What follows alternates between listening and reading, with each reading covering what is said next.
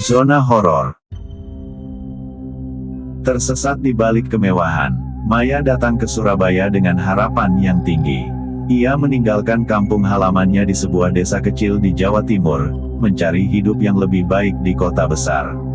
Berbekal wajah cantik dan tubuh proporsional, Maya bertekad untuk mencari pekerjaan di dunia hiburan malam. Dia tidak tahu bahwa jalan yang ia pilih penuh dengan godaan dan risiko. Suatu malam, setelah berbulan-bulan bekerja sebagai pelayan di sebuah restoran yang tidak menghasilkan banyak uang, Maya bertemu dengan seorang wanita bernama Rina, seorang PSK senior di salah satu klub malam mewah di Surabaya. Rina menawarkan Maya untuk bergabung bekerja di klub tersebut. Dengan sedikit ragu dan tidak memiliki pilihan lain, Maya menerima tawaran itu. Maya segera terjun ke dunia malam yang penuh dengan pesta, alkohol, dan kenikmatan duniawi. Dalam waktu singkat, ia mulai merasakan hasil dari pekerjaannya, mobil mewah, pakaian desainer, dan penginapan yang lebih baik. Namun, di balik itu semua, ada sesuatu yang mengusik perasaan Maya. Setiap malam, dia selalu merasa gelisah, seolah-olah ada yang mengawasi. Rina, yang sudah lama bekerja di sana, menasihatinya untuk berhati-hati. Kamu harus tahu, Maya, semua ini ada harga yang harus dibayar. Dunia ini tak pernah memberi tanpa ada pengorbanan. Tapi Maya hanya menganggap itu sebagai omong kosong. Ia merasa bahagia dengan segala kemewahan yang datang begitu cepat. Tawaran yang menggoda. Beberapa minggu setelah bergabung dengan klub malam itu, kehidupan Maya berubah drastis. Kekayaan mulai mengalir deras, dan dia mulai merasakan kekuasaan yang dimiliki oleh para wanita yang bekerja di sana. Namun, suatu malam, saat Maya sedang berdiri di bar, seorang pria tua mendekatinya. Pria itu mengenakan jas hitam dan terlihat sangat misterius. Dengan suara dalam, ia mengajaknya berbicara. Bila kamu menginginkan lebih banyak, saya bisa memberikannya padamu, kata pria itu sambil tersenyum sinis. Maya merasa bingung. Apa maksud Anda? Tanyanya, merasa tidak nyaman. Pria itu melirik ke sekeliling, memastikan tidak ada yang mendengarnya, dan kemudian berkata, saya bisa memberimu kekayaan tak terhingga, kekuasaan yang tak bisa dibeli dengan uang. Tapi ada harga yang harus dibayar. Kamu harus rela menyerahkan sesuatu yang sangat berharga. Maya tertarik, meskipun hatinya merasa sedikit takut.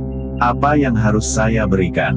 Tanyanya, lebih karena penasaran daripada karena keinginan. Pria itu tersenyum lebih lebar, matanya berbinar. Jiwa kamu, jawabnya, singkat.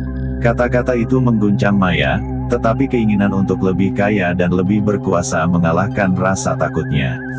Apa yang saya harus lakukan? Tanyanya dengan suara lebih rendah, seperti seorang yang sudah tidak bisa mundur lagi. Pria itu tersenyum lagi. Datanglah ke tempat ini pada tengah malam. Saya akan menjelaskan semuanya. Ritual yang menghantui. Maya tidak bisa tidur malam itu. Rasa penasaran yang membara membuatnya memutuskan untuk mengikuti ajakan pria itu. Pada tengah malam, dia kembali ke klub malam, dan seorang penjaga pintu yang tidak dikenalnya membiarkannya masuk. Klub itu kini terlihat berbeda, lebih gelap dan misterius. Di dalam ruang belakang klub, Maya bertemu dengan pria tua itu lagi. Namun, kali ini ada seorang wanita tua dengan wajah pucat yang berdiri di sampingnya. Wanita itu menyeringai dan mengulurkan tangan ke Maya.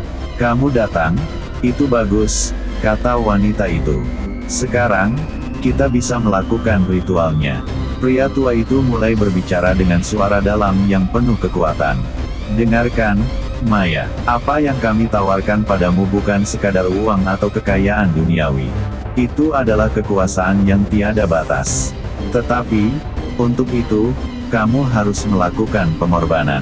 Maya yang bingung mulai merasakan ketakutan yang luar biasa. Pengorbanan, apa maksud Anda? Tanyanya, suaranya serak. Pria tua itu menjawab dengan tenang. Kamu harus menyerahkan jiwamu untuk mendapatkan semua yang kamu inginkan. Tetapi, ada syarat lainnya, kamu akan terikat dengan kami selamanya. Tidak ada jalan kembali. Maya merasa hatinya berdebar. Ia ingin mundur, tetapi hasratnya akan kekayaan mengalahkan keraguannya. "Saya setuju," katanya dengan suara gemetar, tetapi hatinya sudah bulat. Wanita tua itu mulai melafalkan kata-kata dalam bahasa yang tidak dikenali Maya, dan dalam sekejap, seberkas cahaya gelap menyelimuti tubuh Maya. Dia merasa ada sesuatu yang hilang, seakan-akan bagian dari dirinya terlepas dan dibawa pergi. Tetapi dia tidak bisa mundur lagi. Kekayaan dan kekuasaan sudah di depan mata. Kekayaan yang menghancurkan. Beberapa hari setelah ritual itu, hidup Maya berubah drastis. Segalanya datang begitu cepat, mobil mewah, rumah besar, perhiasan yang mengilap. Dia merasa seperti hidup di dunia yang penuh dengan kenikmatan.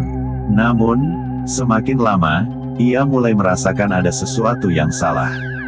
Malam hari, saat dia tidur di ranjangnya yang empuk, Maya sering terbangun oleh suara-suara aneh. Sesuatu yang seperti bisikan, yang tidak bisa dia pahami. Ketika ia menatap bayangannya di cermin, dia sering melihat sesuatu yang berbeda, seperti bayangan gelap yang mengikutinya, mengintai dari sudut-sudut ruang. Suatu malam, setelah pesta besar di klub, Maya merasa sangat lelah.